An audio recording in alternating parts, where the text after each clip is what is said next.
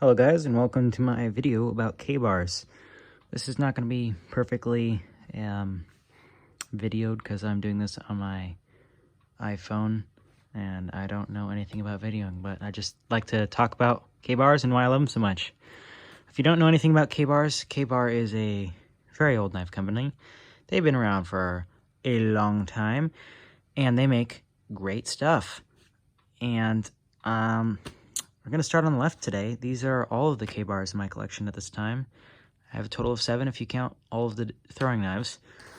On the left here, I have a modified Tonto blade knife. This is a long boy.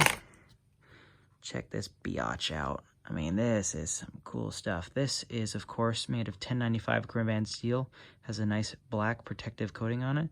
Looks like there's some spots on there too I need to clean off. Didn't even notice those.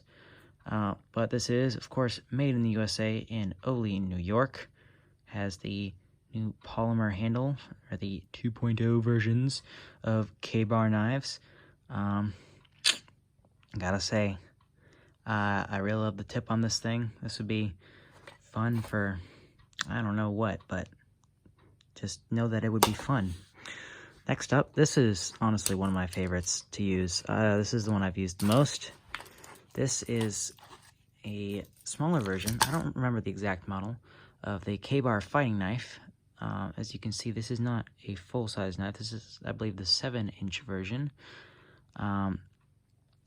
This knife does not have a blackened edge. I have just made it black because it's more tactically advantageous, especially in the dark. But this also has the modified polymer handle. Nice hand guard. It's very nice to grip. This is the perfect hand size for me, or even for a small child if you're looking to get them a combat-oriented knife. It is, of course, serrated, has a nice fuller in it, and the swedge is magnificent as usual. I have used this thing to open a can.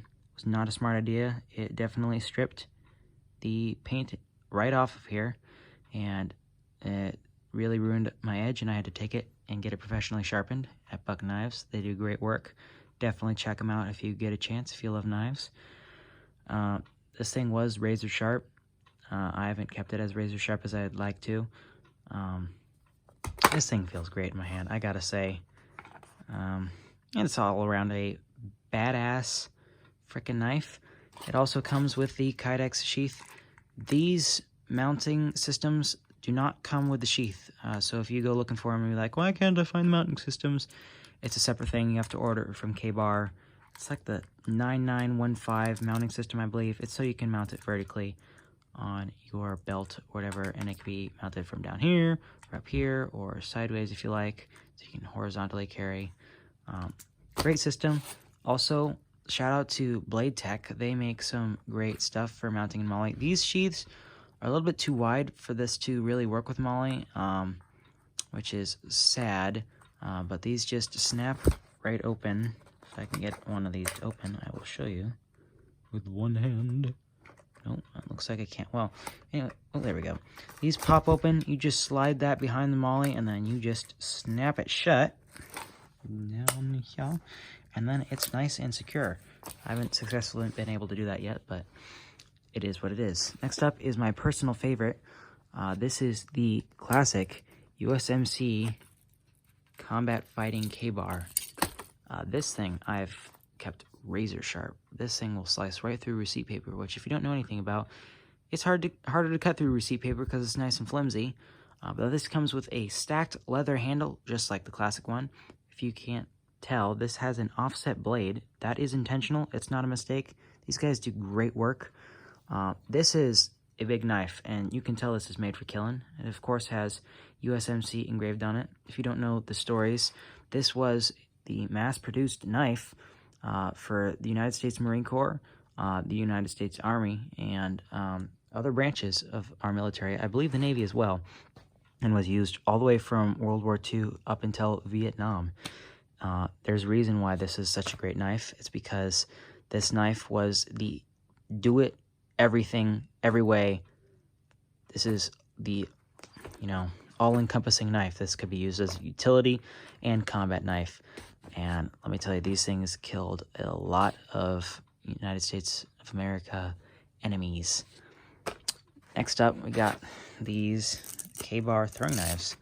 If you don't know anything about throwing knives, they are not really supposed to be super sharp.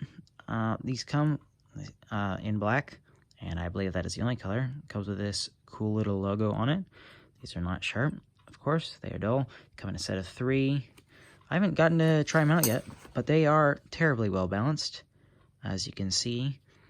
I will pan over here, and yeah, take a look at those. Those are nice, and they are kind of hefty, so not a light thing to carry around, but it does come with a sort of nylon sheath if you do intend to carry them for whatever reason. But I would not recommend using these for combat, but you can certainly try.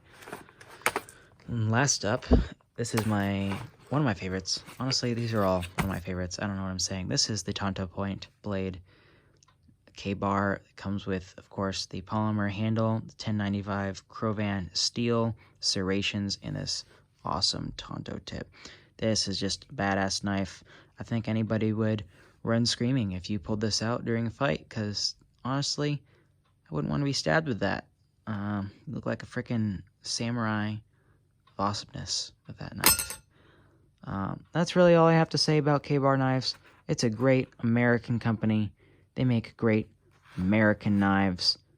Highly recommend these. Have a great day, folks.